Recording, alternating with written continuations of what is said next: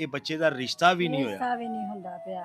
ਆਉਂਦੇ ਨੇ ਵੇਖ ਜਾਂਦੇ ਨੇ ਬਸ, ਫਿਰ ਪਰਤ ਕੇ ਨਹੀਂ ਆਉਂਦੇ।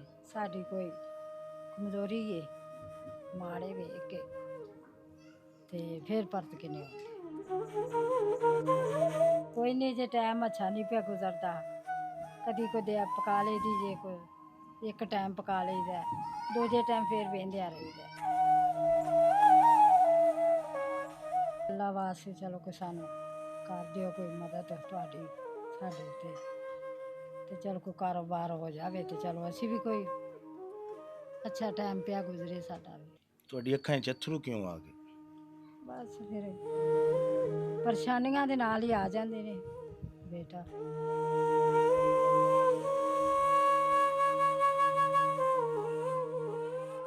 ਜੀ अस्सलाम वालेकुम जी। ਵਾਲੇਕੁਮ ਸਲਾਮ। ਮਾਂ ਜੀ ਅੱਜ ਖੁਸ਼ ਹੋ? ਖੁਸ਼ ਹਾਂ ਪੁੱਤਰ, ਬਹੁਤ ਬਹੁਤ ਮੈਨੂੰ ਨਹੀਂ ਲੱਗ ਰਿਹਾ ਤੁਸੀਂ ਖੁਸ਼। ਖੁਸ਼ ਹੀ ਆ। ਤੇ ਵੇਖੋ ਇੱਥੇ ਖੁਦਾ ਨੇ ਆਂਦਾ ਤੁਹਾਡੇ ਕੋਲ, ਤੇ ਚਲੋ ਤੁਹਾਡੀ ਮਿਹਰਬਾਨੀ ਹੈ, ਤੁਸੀਂ ਸਾਨੂੰ ਬਸ ਇਹ ਵੇਖੋ ਤੁਹਾਡਾ ਲੱਗ ਗਿਆ।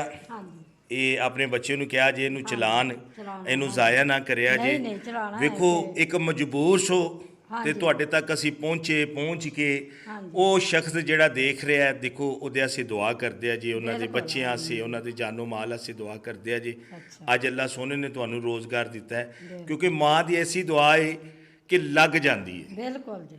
ਤੇ ਦੁਆਵਾਂ 'ਚ ਯਾਦ ਰੱਖਿਆ ਜੇ, ਇਹਨੂੰ ਜ਼ਾਇਆ ਨਾ ਕਰਿਆ ਜੀ। ਨਹੀਂ ਇਹ ਜ਼ਾਇਆ ਕਿਉਂ ਕਰਨਾ ਪੁੱਤਰ, ਬਸ ਇਹਨੂੰ ਚਲਾਇਆ ਜੇ। ਚਲਾਣਾ ਹੈ ਇਹਨੂੰ ਕਿ ਹਾਂ ਚਲਾਇਆ ਜੀ। ਜੀ अस्सलाम वालेकुम जी। ਵਾਲੇਕੁਮ ਅਸਲਾਮ।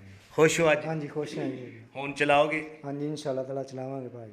ਇਹਨੂੰ ਜ਼ਾਇਆ ਨਾ ਕਰਿਆ ਜੀ। ਦੇਖੋ ਜਿੰਨੇ ਮੇਰੇ ਦੋਸਤ ਨੇ, ਜਿਵੇਂ ਕਿ ਮੈਂ ਗੱਲ ਕਰ ਰਿਹਾ ਕਿ ਅੱਜ ਕੱਲ੍ਹ ਲੋਕ ਬਹੁਤ ਜ਼ਿਆਦਾ ਨੇ ਸੋਸ਼ਲ ਮੀਡੀਆ ਤੇ ਵੀਡੀਓ ਬਣਾ ਰਹੇ ਨੇ, ਲੋ ਜੀ ਕੈਮਰੇ ਚੁੱਕੇ ਨੇ ਕਿ ਮਜਬੂਰਾਂ ਦੇ ਘਰ ਜਾ ਰਹੇ ਨੇ। ਹਾਂਜੀ ਵੇਖੋ ਦੇਣਾ ਉਹਨੂੰ ਚਾਹੀਦਾ ਜਿਹੜਾ ਹੱਕਦਾਰ ਹੈ। ਹੱਕਦਾਰ ਹੈ, ਹਾਂਜੀ ਹੁਣ ਦੇਖੋ ਤੁਹਾਡੀ ਸ਼ਾਦੀ ਵੀ ਨਹੀਂ ਸੀ ਹੋ ਰਹੀ ਕਿਉਂਕਿ ਤੁਹਾਡੇ ਕੋਲ ਰੋਜ਼ਗਾਰ ਨਹੀਂ ਸੀ, ਹਾਂਜੀ ਅੱਜ ਮਿਲ ਗਿਆ। ਹਾਂਜੀ ਅੱਜ ਮਿਲ ਗਿਆ, ਅੱਜ ਖੁਸ਼ ਹਾਂ। ਖੁਸ਼? ਹਾਂਜੀ ਇਹਨੂੰ ਚਲਾਇਆ ਜੇ, ਆਪਣੀ ਮਾਂ ਸੇ ਚਲਾਇਆ ਜੇ, ਹਾਂਜੀ ਇਹਨੂੰ ਜ਼ਾਇਆ ਨਾ ਕਰਿਆ ਜੇ। ਨਹੀਂ ਭਾਈ ਜ਼ਾਇਆ ਨਹੀਂ ਕਰਾਂਗੇ। ਚਲੇ ਬੜੀ ਮਿਹਰਬਾਨੀ। ਸਾਡੀ ਇੱਕ ਹੋਰ ਜਿਹੜੀ ਇਹ ਕਾਵਸ਼ ਸੀ, ਸਾਡੀ ਕੋਸ਼ਿਸ਼ ਸੀ ਕਿ ਵੇਖੋ ਜਿਸ ਸ਼ਖਸ ਨੇ ਵੀ ਲਗਵਾ ਕੇ ਦਿੱਤਾ ਹੈ, ਬੜਾ ਅਜ਼ੀਮ ਇੱਕ ਨੇਕੀ ਦਾ ਕੰਮ ਕੀਤਾ ਹੈ। ਮੇਰੀ ਨਜ਼ਰ ਦੇ ਵਿੱਚ ਇਹ ਇੱਕ ਅਜ਼ੀਮ ਨੇਕੀ ਹੈ। ਕਿਸੇ ਬੇਰੋਜ਼ਗਾਰ ਨੂੰ ਰੋਜ਼ਗਾਰ ਦੇ ਦੇਣਾ, ਉਹਨੂੰ ਪੈਰਾਂ 'ਤੇ ਸਟੈਂਡ ਕਰ ਦੇਣਾ। ਤੁਹਾਡੇ ਕੋਲ ਕਿਉਂਕਿ ਵਕਤ ਨਹੀਂ, ਸੋਸ਼ਲ ਮੀਡੀਆ ਤੁਹਾਡੇ ਕੋਲ ਹੈ, ਤੁਹਾਡੇ ਹੱਥ 'ਚ ਹੈ, ਤੁਸੀਂ ਇੰਝ ਦੀ ਚੀਜ਼ਾਂ ਵੇਖਦੇ ਹੋ ਫੌਰਨ ਅੱਗੇ ਟੱਕ। ਤੇ ਇਹ ਵੀ ਵੇਖ ਲਿਆ ਕਰੋ ਕਿ ਯਾਰ ਇੱਕ ਬੰਦੇ ਨੂੰ ਰੋਜ਼ਗਾਰ ਮਿਲ ਗਿਆ, ਤੇ ਕੋਸ਼ਿਸ਼ ਇਹ ਕਰਿਆ ਕਰੋ ਕਿ ਯਾਰ ਜਿਹੜੇ ਹੱਕਦਾਰ ਨੇ ਉਹਨਾਂ ਦੀ ਮਦਦ ਹੋਵੇ ਔਰ ਉਹਨਾਂ ਤੱਕ ਤੁਹਾਡਾ ਪੈਸਾ ਪਹੁੰਚੇ। ਤੇ ਵੀਡੀਓ ਨੂੰ ਲਾਜ਼ਮਨ ਸ਼ੇਅਰ ਕਰਿਆ ਜੀ। ਪਾਕਿਸਤਾਨ ਜ਼ਿੰਦਾਬਾਦ।